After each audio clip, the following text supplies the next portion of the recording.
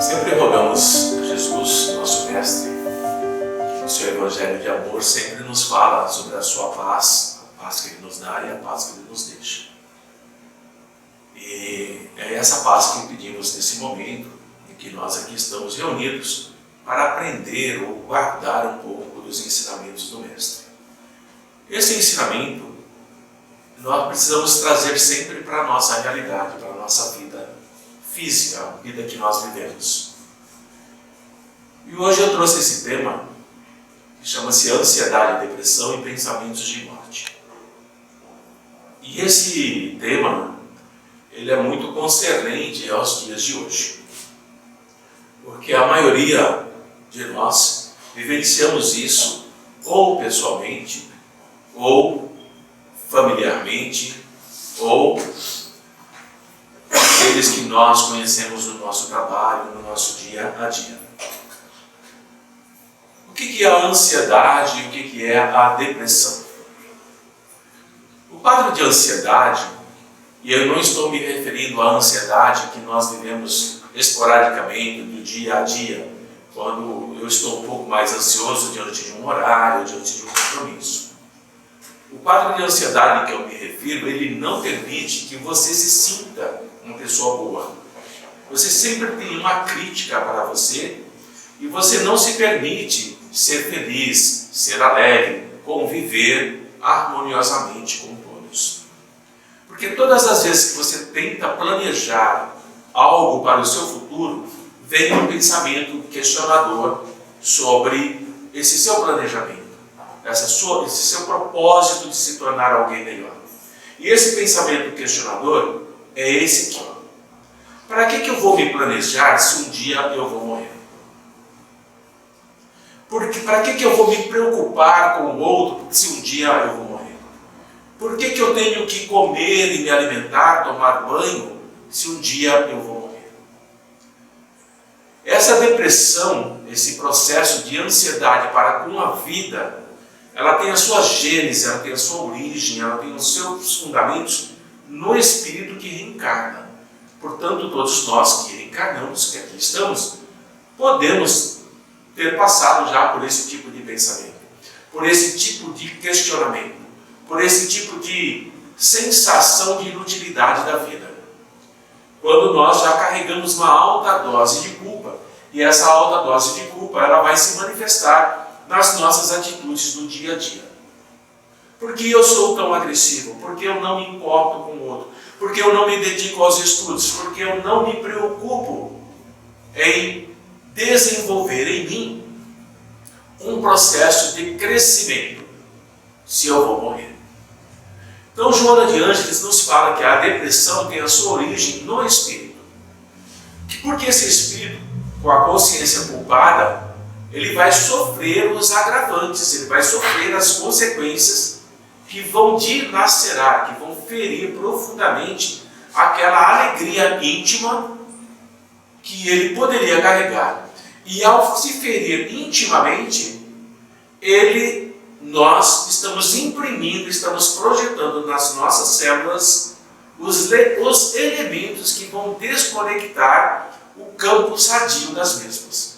Portanto, esse processo de ansiedade e depressão contínua e insistente faz com que lentamente nós vamos adoecendo. Só que essas doenças vão se manifestar anos depois. Mas antes delas se manifestarem, nós precisamos entender que a depressão, a ansiedade e a depressão, ela vai se instalar pouco a pouco. Ela não se instala de uma vez como se alguém viesse e vestisse a depressão em você. Porque nós dependemos, para tornarmos-nos depressivos, de correntes psicológicas que vão se desconectando, vão se tornando desconexas, que vão desencadear, desarticular o nosso equilíbrio mental. E o nosso equilíbrio mental começa a se desarticular e começa a se desencadear de uma forma muito vagarosa. E essa forma vagarosa é que nos leva a questionar o porquê que aquele irmão, aquele filho, aquele parente, aquele pai, aquela mãe se desequilibrou de repente. Isso vem de muito tempo atrás. E Joana nos fala que, diante das manifestações cáusticas, isto é, que queimam, que causam dores profundas, a terapia de emergência, a psicanálise, a psicoterapia, a psicologia, as medicações, é imprescindível. E ela também diz que os métodos acadêmicos, isto é, isso que eu acabei de falar, psicanálise, psicologia, vigentes, ainda não são suficientes para erradicar a depressão em nós.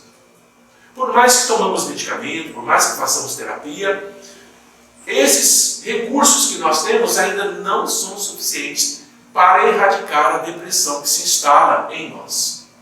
Porque a gênese está no espírito, como ele veio adquirir um corpo e o ambiente em que ele vive e o que ele questiona e o que ele pensa.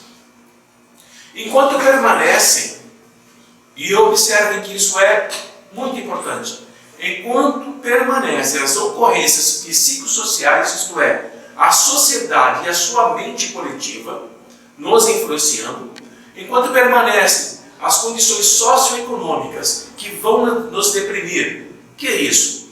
Perda de emprego, perda de poder aquisitivo, questões de economia em si, sustentação da família, enquanto isso permanece nos desequilibrando, e as ocorrências psicoafetivas, uma separação, um filho que desencarna, um pai que abandona o lar, um sofrimento de, hoje nós chamamos de bullying na escola, quando tudo isso está predominando sobre nós, produzindo ansiedade, certamente os distúrbios de depressão vão se repetir no comportamento de cada um de nós, que vão conduzir a novos estados depressivos.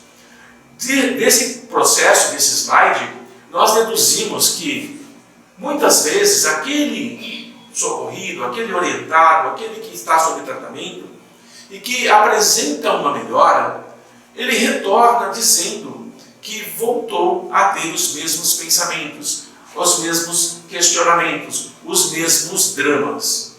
Porque nós conseguimos estabelecer um equilíbrio individual, mas não conseguimos estabelecer o equilíbrio no entorno dele. E ele diz que não consegue se curar da depressão. E não consegue mesmo. Não é frescura, não é falta de esforço, não é falta de dedicação. No encontro que Jesus teve com Nicodemos, Jesus nos diz a Nicodemos, que se nós não compreendemos as coisas da terra, como é que nós queremos compreender as coisas dos céus? Ele está nos dizendo e nos alertando que nós precisamos nos preocuparmos em entender as coisas da terra, para depois entendermos as coisas dos céus. Por quê? O depressivo ele tem uma tendência a questionar a continuidade da vida. O que é que o espera depois da morte? Se existe um céu, se existe um inferno, se há problemas no céu, assim como existem problemas na terra. Ele começa a se desligar dos vínculos afetivos com quem ele está vivenciando e começa a buscar processos de libertação de si mesmo, questionando existências que ele ainda não conhece. Quando chega nessa etapa, começa a surgir um quadro mais perigoso, que é de tentar abandonar a vida, tirar a própria vida, assassinar-se.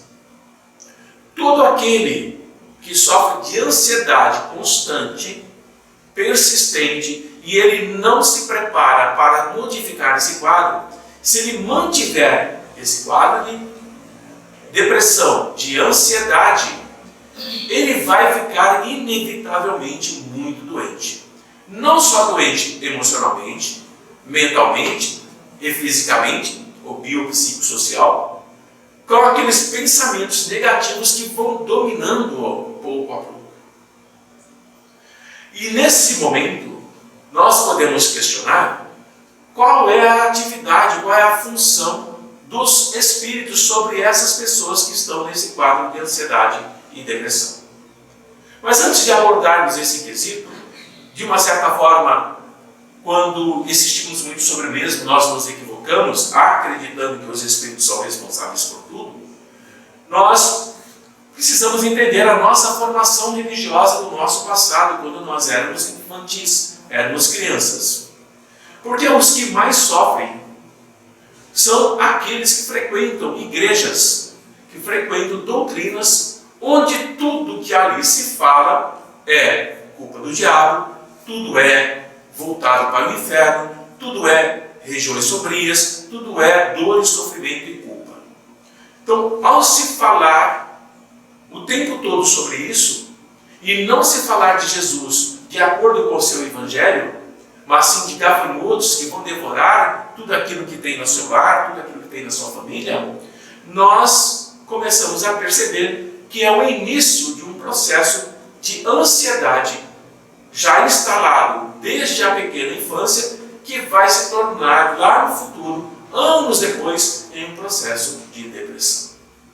Por se sentir culpado e cercado de coisas ruins, às quais ele não tem controle.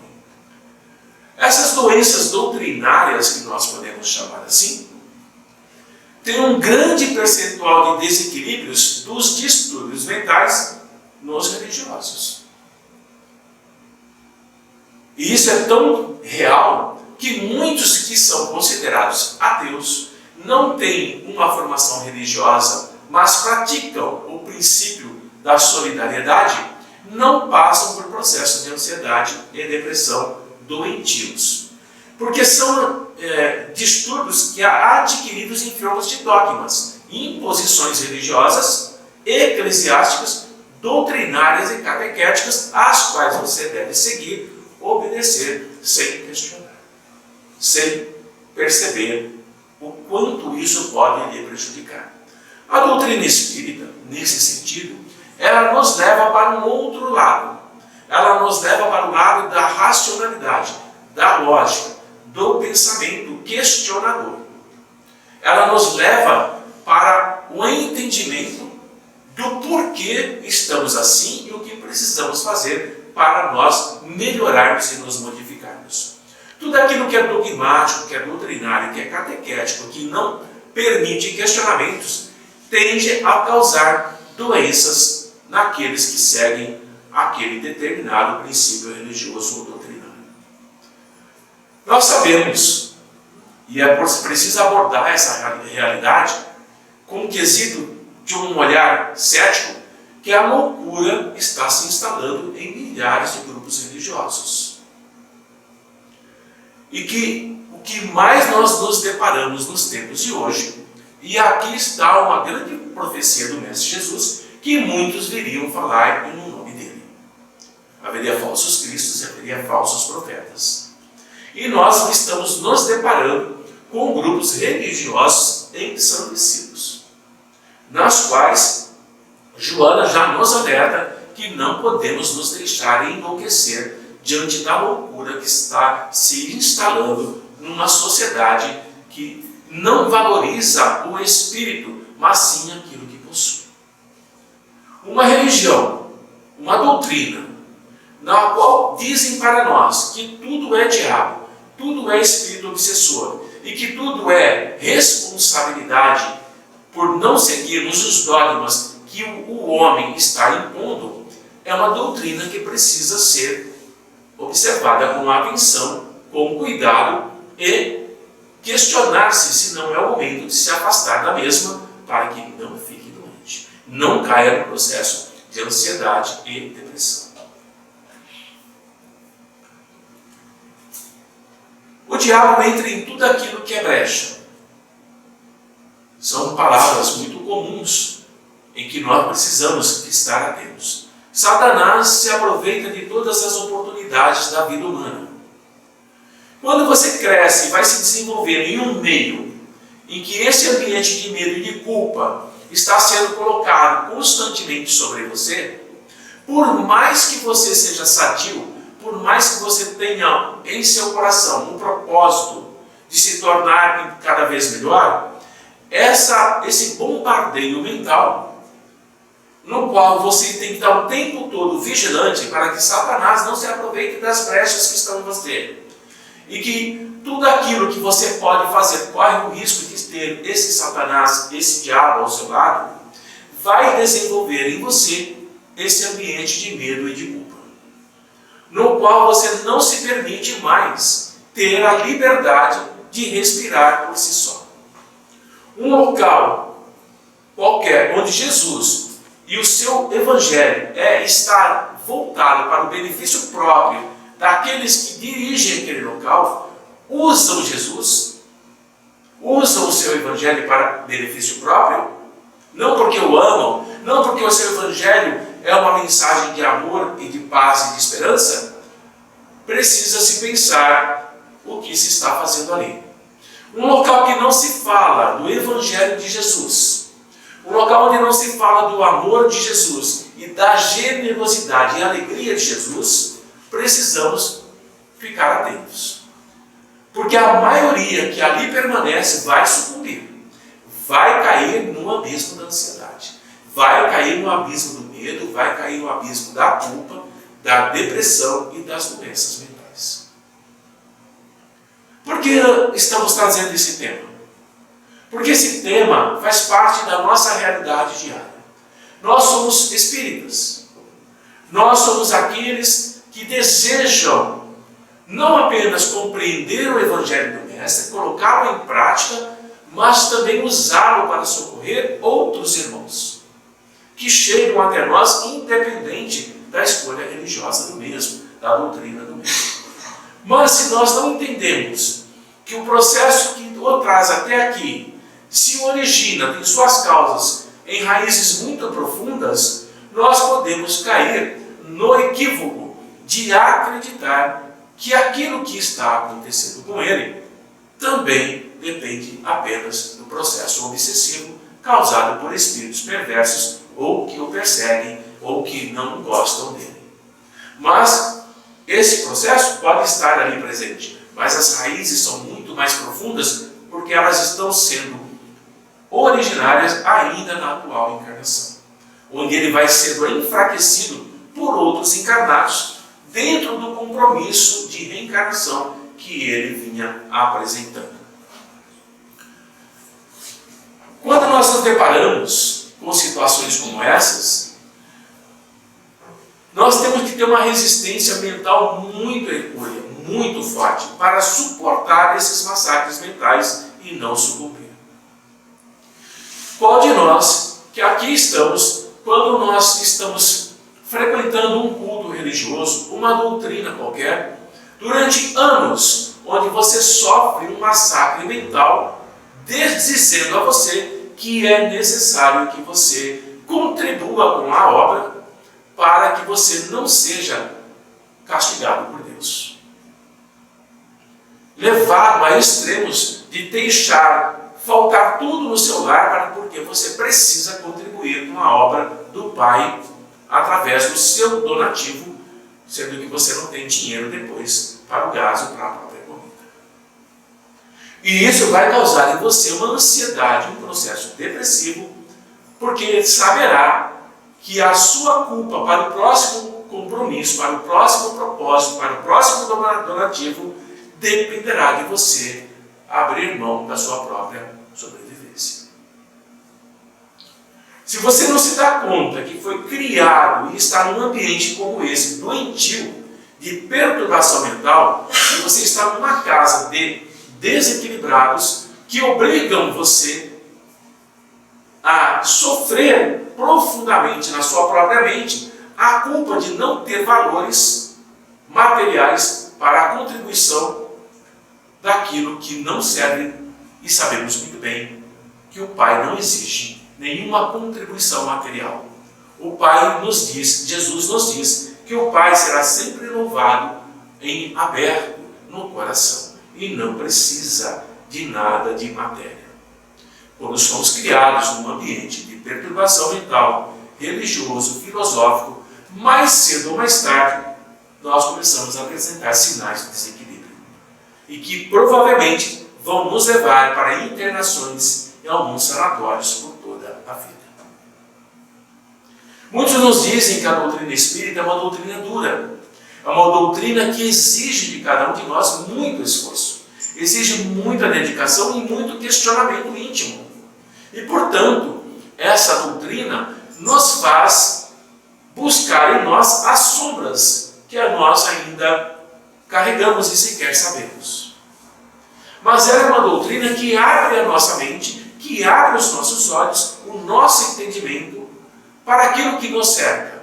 E começamos a observar ao nosso lado irmãos e irmãs, parentes, entes queridos, se desequilibrando, passando por medicações pesadas e necessitando de internações que as marcarão para o resto da reencarnação.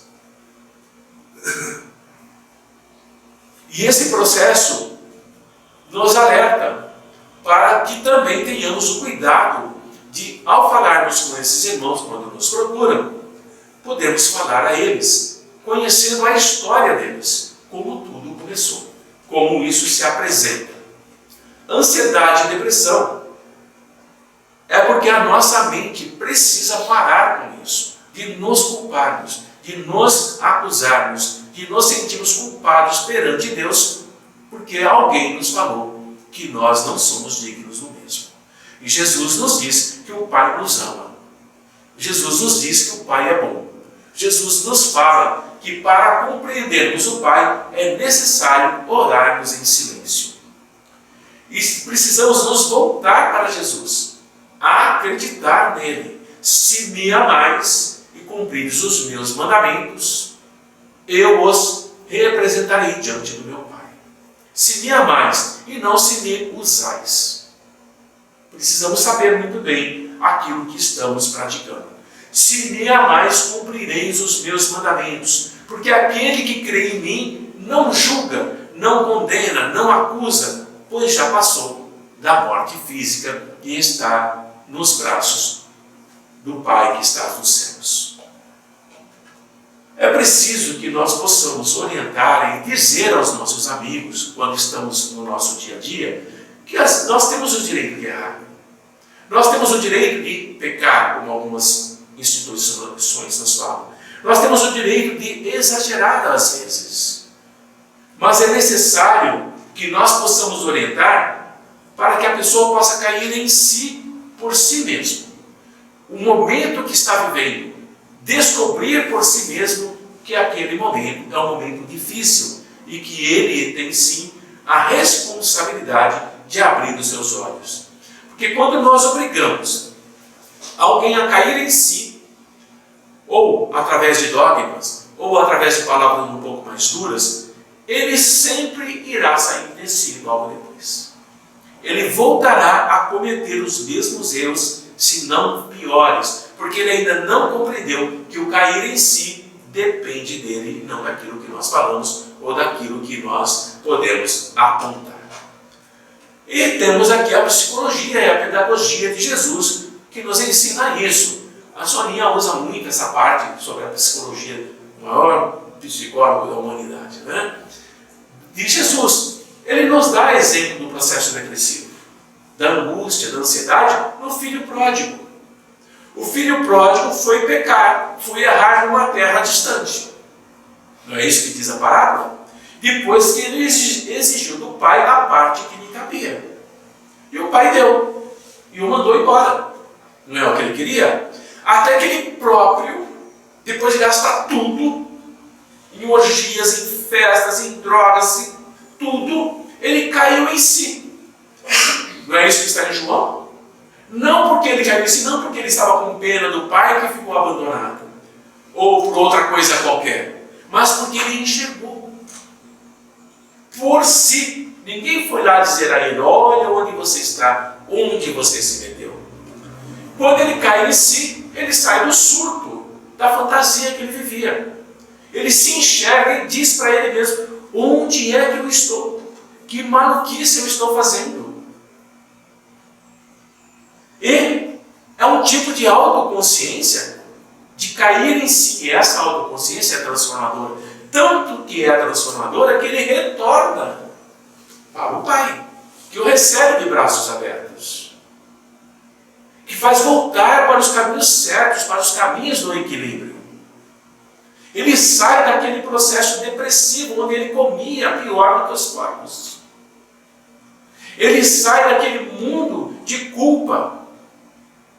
Ele sai do processo de não ter mais forças para se levantar, sair daquela lama pútrida e retornar para a casa do Pai.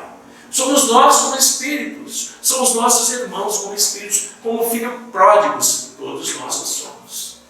E retornar para esse caminho do equilíbrio é preciso dessa autoconsciência. Não sou eu, não é qualquer um de nós dizendo para aquele irmão que ele precisa cair em si. Não acontecerá. Porque ele traz conflitos intensos da sua própria vida, do seu próprio eu.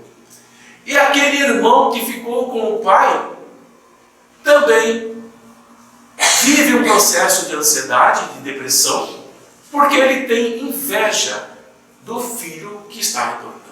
Ele está doente. Aquele que saiu, que dilapidou o patrimônio, se curou. E o outro fica doente em casa, acusando o pai dos males, da angústia, da tristeza que ele vive. E Jesus diz: olhai para os céus, olhai para o Pai que é bom, entrai em oração. Porque se nós recebendo ou não tratamento especializado, médico, psiquiátrico, psicológico, é preciso aprofundar o que estamos fazendo agora, a terapia espiritual. A terapia espiritual, ela não acusa, ela não condena, ela não aumenta o processo de culpa, é uma terapia. E é preciso que aquele ser reaja, é preciso que ele compreenda que todos os males que o está infelicitando procedem do espírito que ele é. E é necessário que ele faça os tratamentos do dia a dia, médicos, psicológicos, medicamentosos, mas é necessário que ele trate o próprio eu, o próprio espírito, onde ele precisa encontrar aquilo que ele já conquistou, aquilo que já o levou para quedas profundas, no mecanismo da evolução que é inevitável. Não há como impedir o mecanismo da nossa evolução, não há como se livrar desse determinismo. Todos nós somos determinados a voltar ao Pai. Não importa o tempo, porque o tempo na espiritualidade ele não existe. Ele é, sempre é.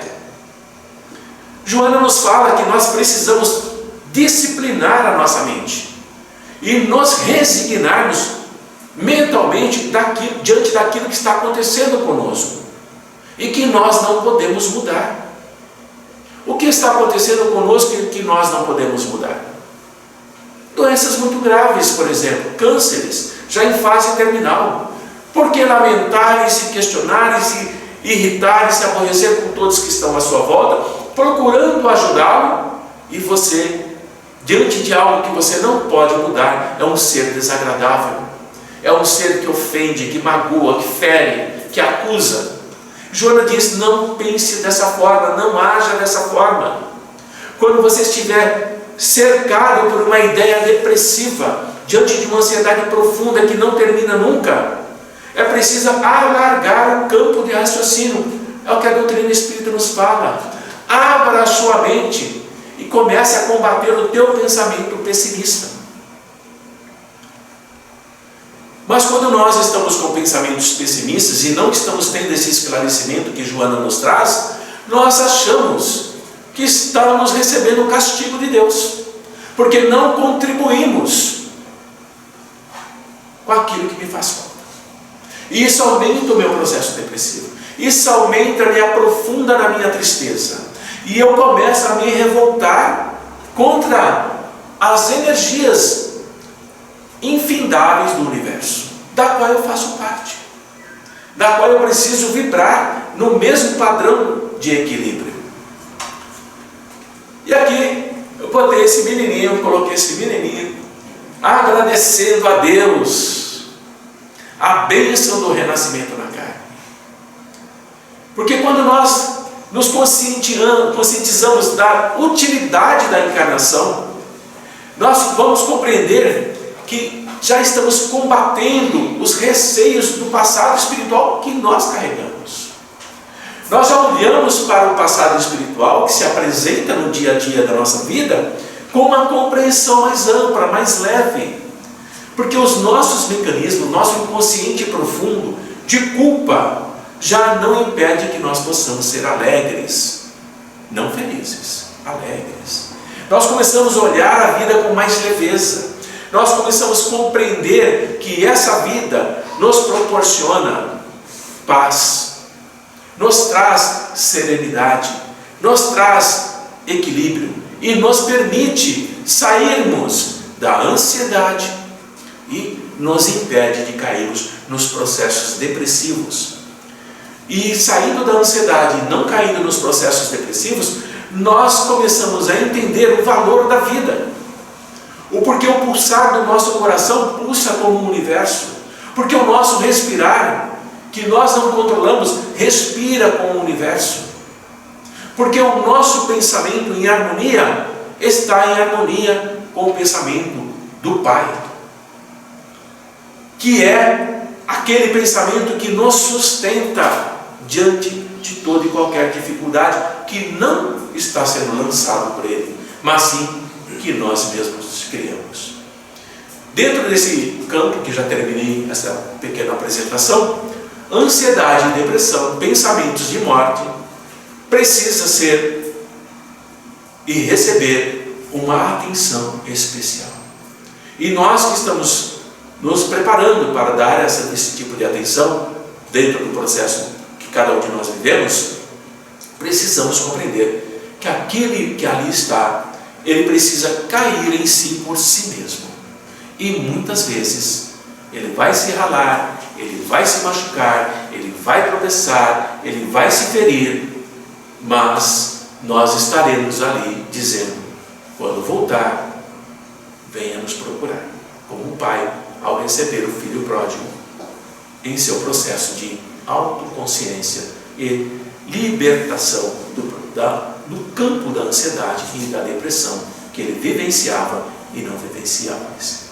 Diante desse processo de trabalho, desse pequeno slide, eu espero que tenha conseguido trazer um pouco mais de clareza para o nosso próprio pensar e o nosso próprio refletir sobre nós mesmos, no nosso dia a dia, na nossa consciência, como espíritos encarnados que somos. Então, como diz o nosso irmão Clério, paz, irmãos.